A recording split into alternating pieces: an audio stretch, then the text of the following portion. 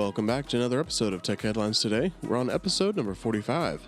Go ahead and subscribe or follow if you haven't yet, and don't forget we have show links in the description if you hear something you want to read up on a little more. One quick note, we won't have an episode tomorrow, but we'll be back with you on Friday. And now, let's get into it. Using someone else's Netflix account? You're not alone. 33% of Netflix subscribers share their service with others, and 3% of Netflix viewers don't pay for Netflix at all because it's bundled with another service. Netflix has brushed off worries about password sharing and suggested that it would crack down on account sharing, but in March it announced a sub-account plan in Chile, Costa Rica, and Peru. Netflix hiked its rates by $1 to $2 in January, but unlike traditional pay TV services, it does not require 1 or 2 year contracts or pad out the total with fine print fees. Password sharing is an inherent feature of most streaming services, Leakman president and principal analyst Berg Leakman said in a statement. Sharing helps expand the user base and retain customers, but it also creates a gap between the number of households that have a service and actual paying subscribers. Celonis beefs up its Power BI process mining capabilities. For the past decade, process mining specialist Celonis has been helping enterprises optimize processes around their ERP systems, and more recently has branched out to help them optimize their use of workflow automation platforms too. Now it is acquiring Process Analytics Factory to improve its process mining offering and to help enterprises automate with Microsoft's Power Platform. Enterprises can save time and money by automating processes, but only if they are automating the right ones. Identifying which processes to focus on first can be done with simple heuristics, or by process mining, analyzing data from logs to uncover the most used processes with the greatest inefficiencies. This analysis is key, according to R. Ray Wang, founder and principal analyst at Constellation Research. Robotic process automation tools only automate. They don't analyze or optimize processes, he said. Process mining uses math to understand how processes are connected, what's working, what's not. It's a level of intelligence that most RPA vendors cannot deliver on, and thus are partnering, building, or acquiring. Check out all the details on this acquisition by pulling up the article in our show links. Among Us DDoS attack finally neutralized. On March 25th, the official Twitter account of Among Us announced a DDoS attack against servers in North America and Europe. The servers were offline for the entire weekend, with the servers finally coming back online Monday night. A DDoS attack is an assault on a network that floods it with so many requests that regular traffic is either slowed or completely interrupted. It's possible to mitigate these attacks if you have the required infrastructure in place, but even then, service disruption can occur. Developer Innersloth has put an end to it and have the game working for everyone again. If nothing else, it should allow the team to be better prepared if another DDoS attack is attempted in the future. Uber and Lyft drivers say fuel surcharge is an insult to drivers. Despite temporary fuel surcharges by Uber and Lyft, many drivers in the US say they're driving less or have quit altogether due to the high gas prices. 43% of Uber and Lyft drivers still say they are driving less or have quit completely despite the new fuel surcharges. Harry Campbell, founder and CEO of The Rideshare Guy, a blog and podcast dedicated to helping rideshare drivers earn more money and stay on top of industry news, told TechCrunch. This compares to 53% of drivers who said the same before the fuel surcharges were announced. The Rideshare Guy originally polled drivers on how they felt about the rising gas prices, collecting 325 responses from Uber and Lyft drivers between March 7th and March 11th via email and social media. When the surcharges were announced in mid-March, a fee of 45 cents to 55 cents per ride for Uber customers and 55 cents for Lyft customers to go directly to the drivers. RSG sent out another poll between March 22nd and March 24th, this time collecting 252 responses. Many drivers say that the fuel surcharges are not enough, and they would have preferred to see a per-mile surcharge to account for the increased fuel expenditure on long trips instead of a flat fee, said Campbell. A Lyft driver in Orlando, Florida told TechCrunch the 55-cent trip surcharge is an insult to the drivers. Gaming-focused blockchain provider loses over $622 million in a hack. A gaming-focused blockchain is reporting what might be the new record holder for largest cryptocurrency hack in history. The incident involves the Rona network, an Ethereum-linked sidechain from Vietnamese developer Sky Mavis, which has been using the technology for a Pokemon-style game called Axie Infinity. The blockchain is now reporting it's lost over $620 million in Ethereum and USD coin due to an apparent hack. In a blog post, the Ronin network said validator nodes were compromised, resulting in 173,600 Ethereum and 25.5 million USDC drained from the Ronin bridge in 2 transactions.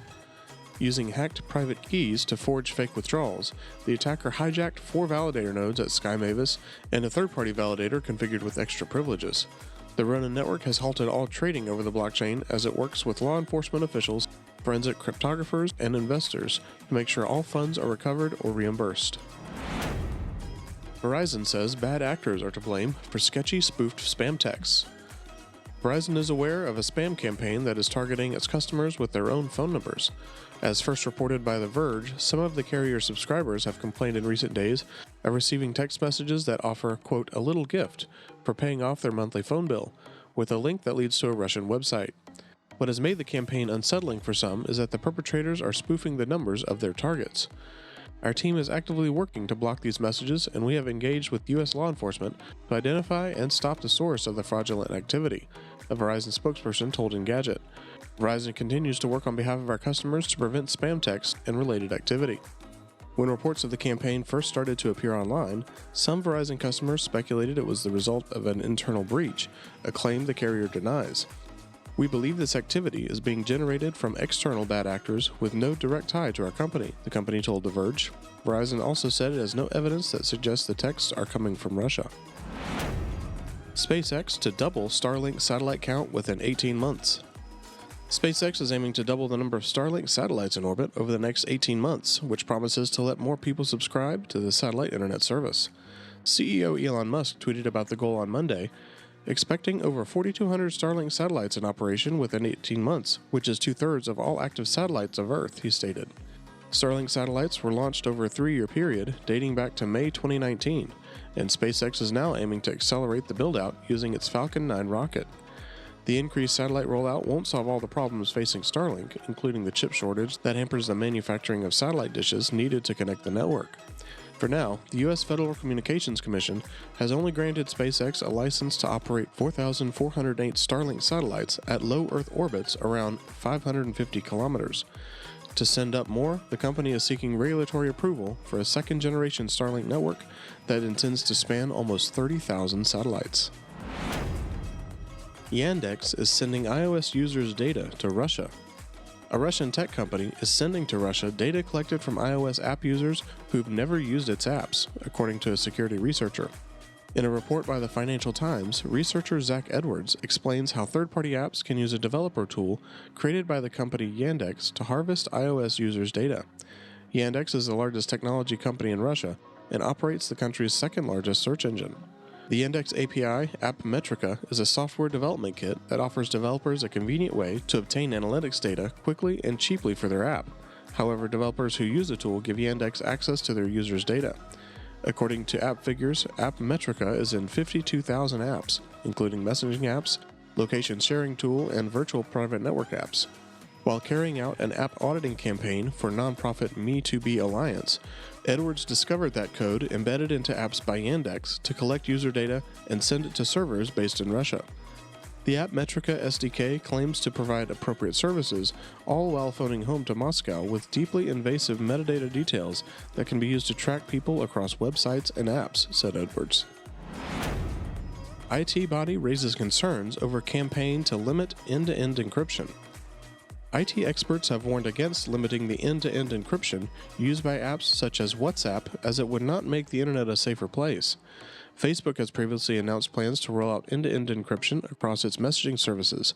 However, a recent campaign backed by the government warned against a wider tech industry rollout.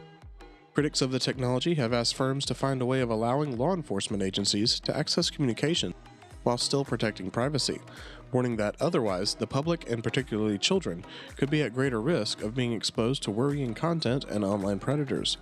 78% of IT professionals think that restricting encryption in messaging would have a negative impact on protecting society at large. The BCS launched the poll following the recent UK government-backed No Place to Hide campaign, warning against the further rollout of end-to-end encryption. We are not opposed to end-to-end encryption in principle and fully support the importance of strong user privacy, the campaign said. Instead, our campaign is calling for social media companies to work with us to find a solution that protects privacy without putting children at even greater risk.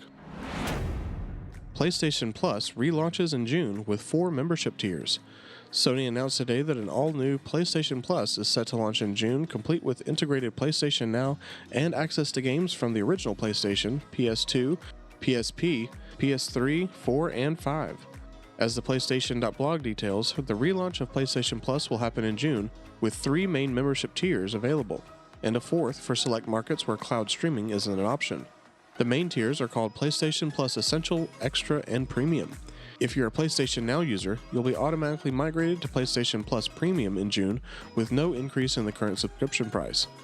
This is Sony's answer to Xbox Game Pass, albeit slightly more expensive at $17.99 per month for the premium tier compared to $14.99 for Game Pass. The reason we only have June stated as a launch window rather than a specific date is because Sony intends to carry out a phased regional approach to the launch. As the blog explains, we'll begin with an initial launch in several markets in Asia, followed by North America, Europe, and the rest of the world where PlayStation Plus is offered. Thanks for joining us on this episode of THT. We appreciate you guys. Share this episode on social media, and don't forget to subscribe, and we'll see you on Friday.